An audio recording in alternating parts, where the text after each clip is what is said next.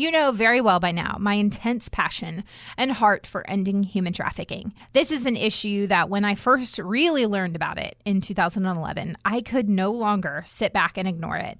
It's an issue I quickly dove into learning as much as I could. It's an issue that affects women, men, and children of all ages, races, socioeconomic statuses, genders, religions, cultures. It happens in every state in the United States and every country around the world. It's a massive issue.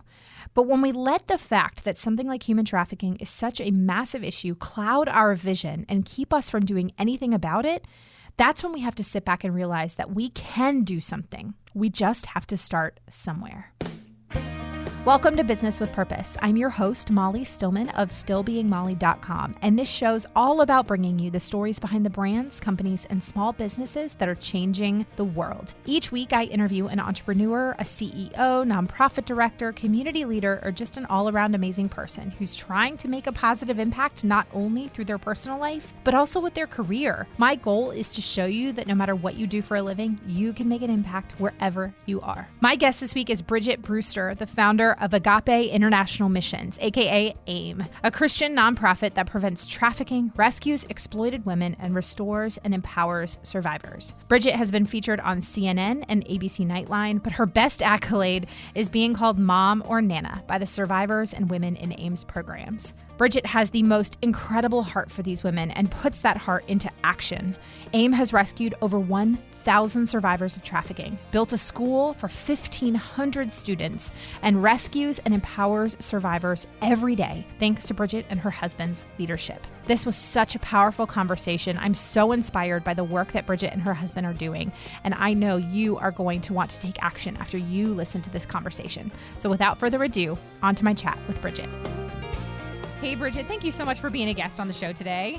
Hi, Molly. Thanks so much for inviting me. I'm really excited about this. I am really grateful for you just taking the time out of what I know is a really busy schedule. You have been like a world traveler recently. Where did you just return from? We've been crazy busy. Yeah, we were recently in Hong Kong doing some fundraising and then back in Cambodia, where the heart of our mission work is. And then we just returned to California 2 weeks ago. And last weekend, we were up in Washington State doing some fundraisers and speaking at a church up there. Oh, wow. So yeah, you really have been traveling all over the place.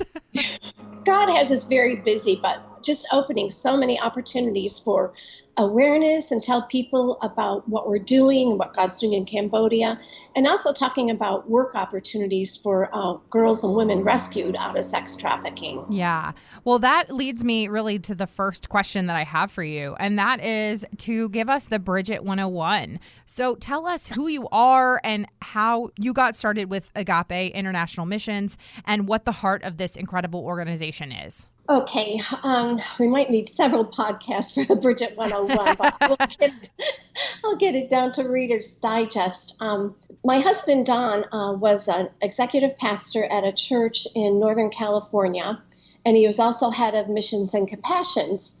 So AIM, Agape International Missions, was a ministry that we supported that was started by two national Cambodians who survived the killing fields, and it was a church planning organization.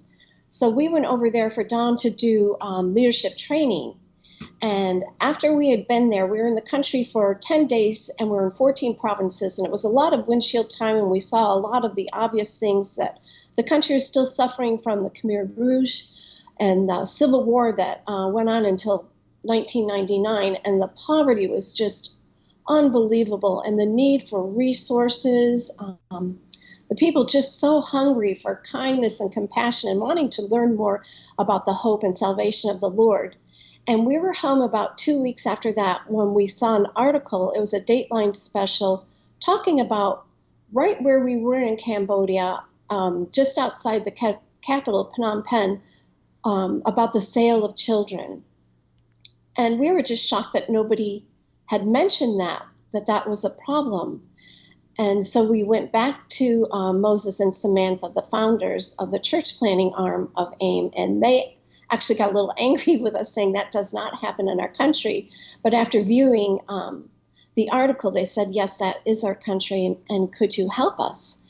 And so we went back and did an investigative trip, this time with some other organizations on the ground working with the problem. And we've discovered what was needed was quality aftercare, because there really wasn't any, they had stopped doing any rescues because there was no place to put the girls except for back out in the street or in the brothels or in jail. And the jails were co-ed, so they're just feeding the murder and rapist contingent that was in the prisons. So we put together a plan of one aftercare center. We figured it was a 5-year plan, and we sold our house and moved to Cambodia to set up our Agape restoration home.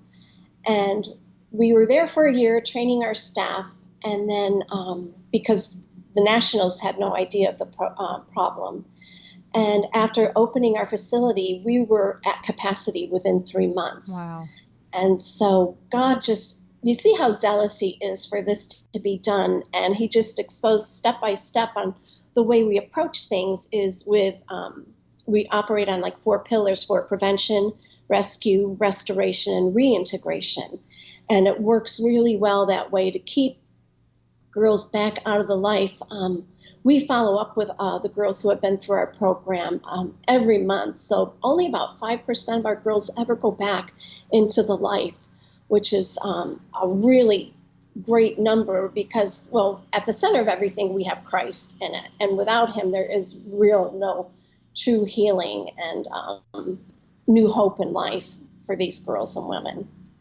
Yeah, absolutely. I mean, I think that point that you make about where you saw that there was no place for these girls to go once they were rescued. And that is an issue all over the world. So often when we hear about issues surrounding human trafficking and we hear about, known human trafficking rings and things like that, and people want to say, well, why don't we just go in there and we just get them? And sometimes the answer is not that simple, because a lot of times it's like, okay, well, then what do you do with them after that? Because a lot of times it just perpetuates the cycle because, maybe they get rescued, but then somehow if you don't have the resources for them to go through rehabilitation and trauma therapy and all those kinds of things, they just end up right back in the cycle, right back where they started.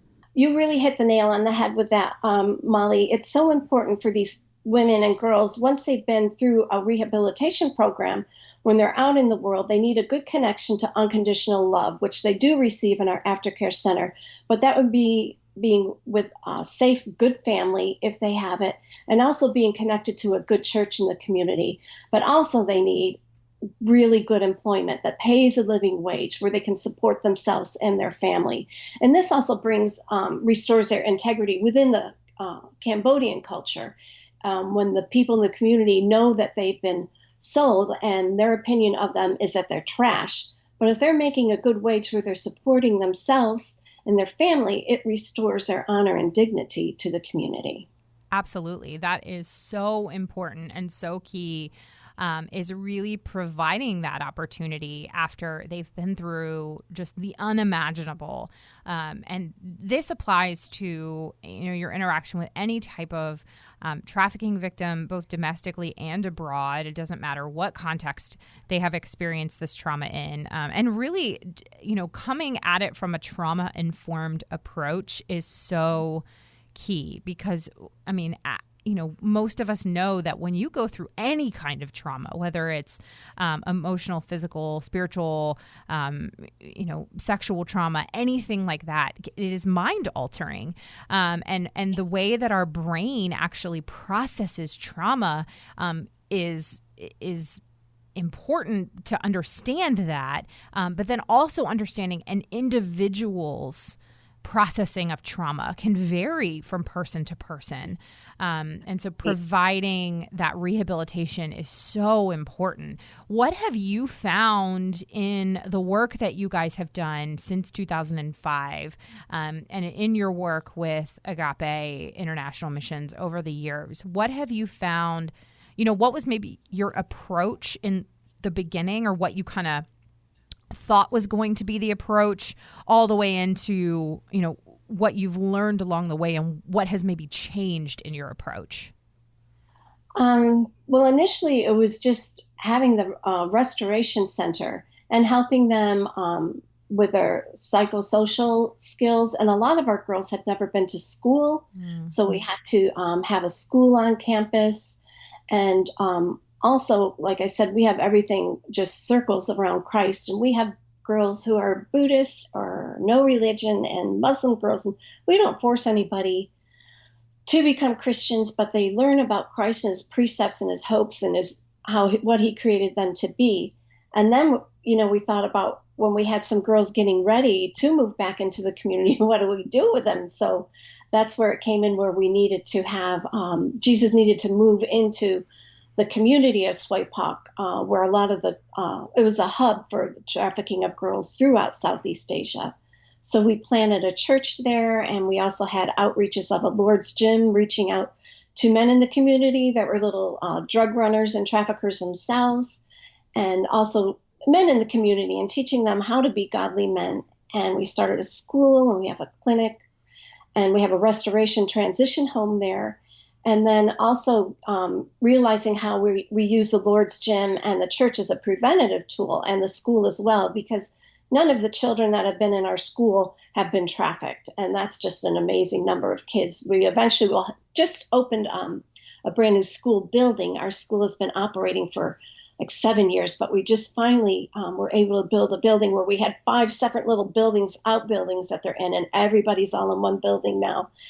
And the reintegration process with making sure that these girls are in a safe environment and earning a living wage. And that caused us to also start up 3 of our own employment centers for the girls, where we have some of our clothes that we make with our AIM brand on it, and 3 strands, but they also do some private label clothes that they make. But it's not like a normal regular factory. These girls, we start the day with devotions, and they have family style lunch. They also have health benefits, and we offer childcare. And just all of this is so important to continue on, where they're not anxiety ridden about where their children are going to be, and they're in our school. So it's just so many different facets that all come together that we didn't realize at first, just thinking it was a restoration home.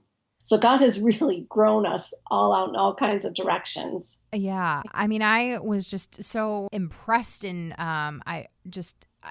obviously it is just a testament to the work that God has done.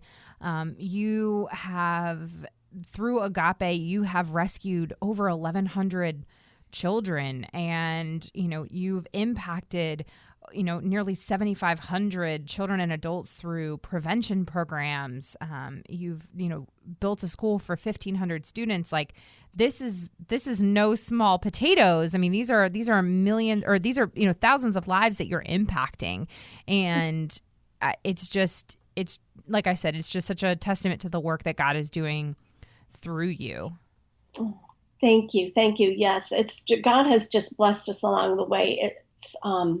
It's miraculous, and it's changing one heart at a time. When we moved into that community, they were not happy, and they didn't want us there, and there was threats against our staff. But it's just, we are blessed that we're able to pay our pastor's salary, because most of the pastors in Cambodia, they have to work full-time jobs to support their families. So they don't have time to pastor really during the week. It's just a Sunday sermon. But he's been free to build relationships within the community, and we started with a church of 10, and now it's over 500 between the services we have on a Saturday and a Sunday. But it's being patient and building those relationships one at a time. Well, I'd love for you, if you don't mind, can you share a little bit about those early days, and why was it exactly that there was such hostility, I guess, or I don't know if I don't know. I don't want to be insensitive in the way that I word it. So, I mean, just what were some of those challenges early on as you guys were doing early work in the community? Well, the resistance came because there's just so much money being made off the selling of children and women. So we were interfering with our main source of economy. And we told them, just give us a chance. We're here to help you, not to hurt. And over the years, they saw that was true, because so many jobs were created through the school and through pop-up shops that came, because we have teams and tours that come to visit the work that we do. So there's all kinds of different food stalls and opportunities selling clothes and trinkets that came up through that. But the selling of people, it's just a big business worldwide. It's just second after drugs. But I beg to differ. I think really the selling of people seems to be the biggest industry worldwide anymore. Mm-hmm.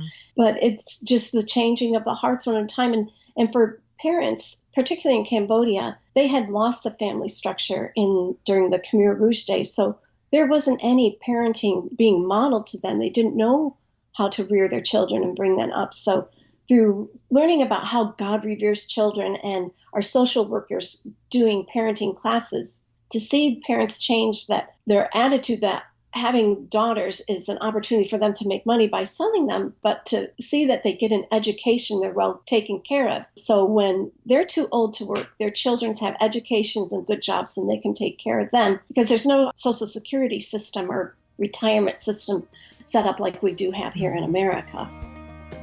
Okay, I'm breaking really quick from this incredible conversation with Bridget to take a moment to thank our sponsor of the show who helps to make it possible. That is the Happiness Planner. They are one of my absolute favorite brands. They design the most beautiful, inspirational planners, journals, and notepads. I love the Happiness Planner. It helps to keep me on track and find joys each and every day. They also have journals that focus on themes such as confidence, gratitude, growth mindset, and purpose. They are great tools to help you become more self-aware, happier, and more fulfilled. Now, for those of you who like to use apps, which I am one of those people, the Happiness Planner is also available as a mobile and web app. Now, how is it different from other calendar and to-do list apps out there? Well, on top of schedule and to-do list functions, it also comes with things like monthly goal setting and reflections, meals and exercise recording, gratitude journaling, happiness, health and energy level trackers, and daily inspirational quotes and articles. Now, you can check out the web app at thehappinessplanner.io or download the mobile apps from the App Store or Google Play. You can also download their printables for free, who loves free, on their website, thehappinessplanner.com. And if you want to make a purchase, you can use the coupon code LIVEWITHPURPOSE for 10% off. Now, back to my chat with Bridget. Whether you're a Christian or not, like when you're dealing with forces of evil, and as believers, like we know that's the enemy that is fighting against this. But even if you're not a Christian, just understanding that, like, when you're going in and you're messing with somebody's illegal business and you're messing with their livelihood, but their livelihood is the sale of women and children, that's gonna hack some people off, yes. And they're gonna be not happy about that. So, this is obviously a topic that my listeners know that is very near and dear to my heart. Fighting human trafficking is something that quite literally keeps me up at night, and is something that I have really done as much work as I can to educating people on, and it's an issue that I talk about all the time on this podcast. So my listeners at this point they're at least somewhat at an elementary level versed on the issue of human trafficking. However, one of the questions that I get regularly from listeners and friends and family and people in the community is, well, the issue feels too big. And it feels like something that I can't do or I can't fix on my own. So one of the things that you really do a great job of is educating and increasing awareness around practical ways to help stop human trafficking. So I would love if you would just kind of share with us, when somebody asks you, what are some practical ways that I can, in my own sphere of influence, help to prevent and stop human trafficking? What can I do? It is so overwhelming when you first think of it. And I think that's why so many people fall off from doing anything, because you're thinking, I'm just one person, what can I do? But there is something you can do. You don't have to move overseas to another country to do something. You do something right in your neighborhood. because it's probably happening just a couple of streets over. One thing that we've been blessed by what people do is have parties in their home where they show a documentary or film about sex trafficking to bring awareness. And people have done that with Nefarious, which is a good overview of worldwide how trafficking looks, and labor trafficking as well as sex trafficking. There's a documentary about our work called The Pink Room, and there's a couple of specials on CNN called Every Day in Cambodia, which is good about it. And then there are other movies, and I'm sorry I don't have the list and documentaries on them, but I should have Googled that. I'm sorry. No, that's okay. And also, as far as even purchasing, being careful about what you purchase. And that's what I love about you having a list of things, of items that people can buy that help support women rescued out of sex trafficking. Because when you purchase something like that, you're buying them their freedom where they don't have to go back into trafficking. Another thing you can do is be a mentor or a tutor to children in school, and just be aware of what trafficking looks like. These predators prey on the children who are most awkward or on the fringes of the cool circles at school, and just being aware of what that looks like. Yeah, absolutely. I think people, even as much as I talk about it on this show, I still feel like what's that statistic? It's like somebody needs to hear something like at least 7 times before it really begins to stick. And sometimes I think even with other things, it needs to be even more than that. But just the power that you have through the way that you purchase and the way you spend your money and supporting organizations, and supporting brands that are fighting human trafficking. And it doesn't even necessarily have to be an organization that explicitly hires human trafficking survivors or overcomers, but just understanding that, hey, if this company is providing sustainable economic opportunity in vulnerable areas, vulnerable populations, whether it's here in America or abroad, that is so key. And, I've said this before and I'll say it again, is I really do believe that at the end of the day, the key to eliminating issues like global poverty and human trafficking and labor trafficking and even, drugs and all that kind of stuff in our world is through the creation of jobs. Like creating jobs and access to education is at the root of so many of the problems that we face today. Absolutely. Absolutely. And also another statistic, if I could throw out, we find, particularly in California, because of the foster care system, like 80% of girls that are forced into trafficking come out of the foster care system, because once they turn 18, there's really nowhere for them to go. So we need to do something to provide shelter and help and mentoring for these girls that are just suddenly on the street out of a home. And like you said, education is key and vital. And also just following the precepts of Christ about helping the disadvantaged and being aware of what we can do to help people that are on the fringes of society like that. Yeah, absolutely. And that's something that has, really been placed on my heart too here in our own community, as we see that, there's so many youth who are at risk for homelessness, who are experiencing homelessness here in my own community in the Raleigh-Durham area of North Carolina. And, the statistic is and just the reality is that between 1 in 3 youth who are experiencing homelessness are trafficked within the first 48 hours that they become homeless. And so that's very staggering. And so people think that human trafficking doesn't happen here in our own backyard, that it only is something that happens in places like Cambodia and India and Nepal and abroad. And it's like, no, it's happening here in our own backyard.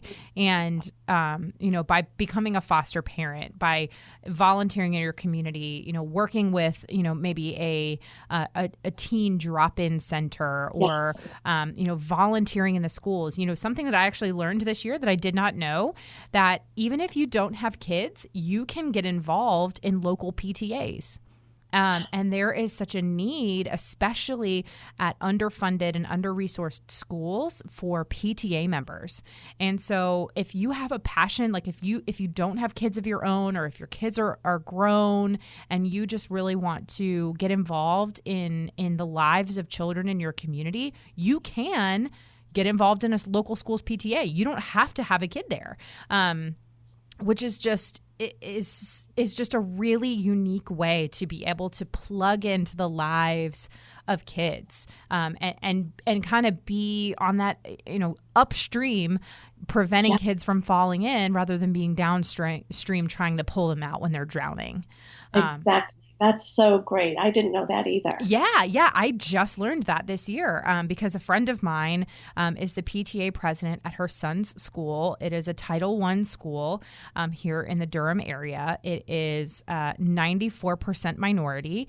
Actually, it might even be more than that. I think it's like 1% Caucasian, and then the other 98% is between Black, Hispanic, Asian, other minority races.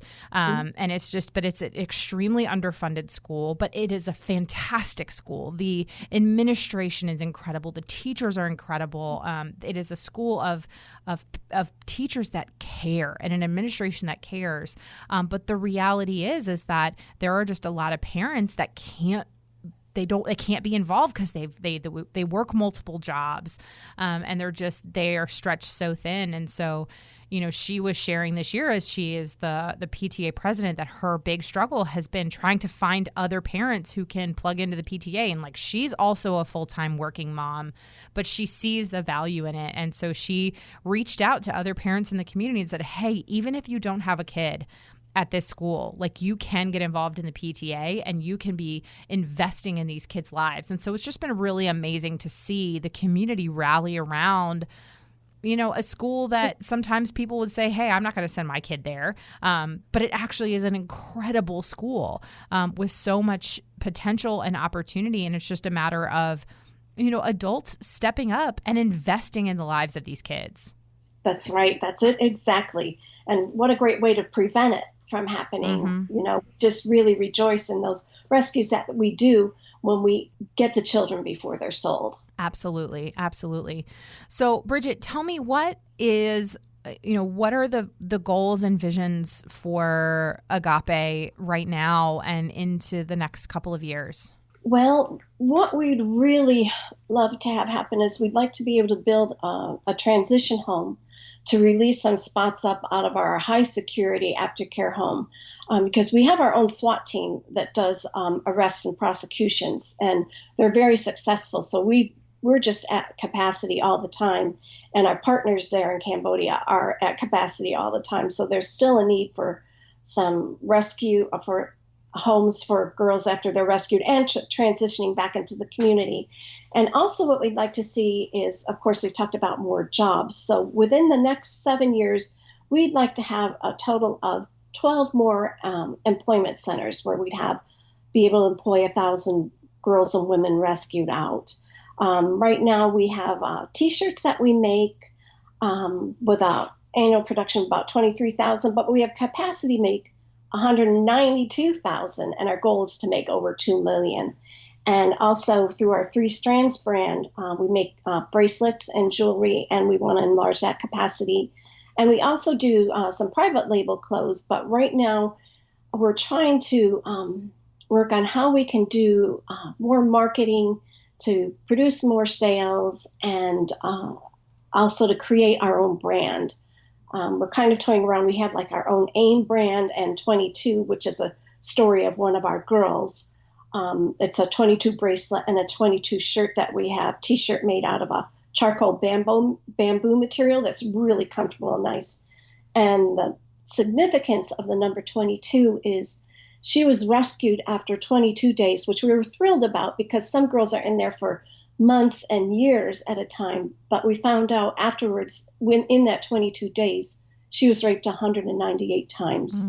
So it's just our model that one girl's too many, one day is too long. And we just want to do all we can to create more room for restoration, but also to have those jobs for them. Wow. I'm honestly speechless. I can't, even as much as I am involved in this issue, it really is stories like that just are the ones that keep me going. Because then I hear about the restoration of a lot of these incredible women and girls and men too, that have been through the unimaginable and what life is like for them on the other side when they're able to use their story to impact others. And when I hear stories of overcomers who have, then taken their story and they're going in and they're helping other people overcome situations. It's just, it's incredible and it's inspiring. So, Bridget, I just really appreciate everything that you are doing and everything that you stand for and the work that you're doing through Agape International Missions, because it really is incredible. And I just want to encourage you, because I know, having worked with a lot of nonprofits, I know that nonprofit work is hard and it is challenging, and there are days where you just want to throw in the towel and you think like, why am I doing this? And so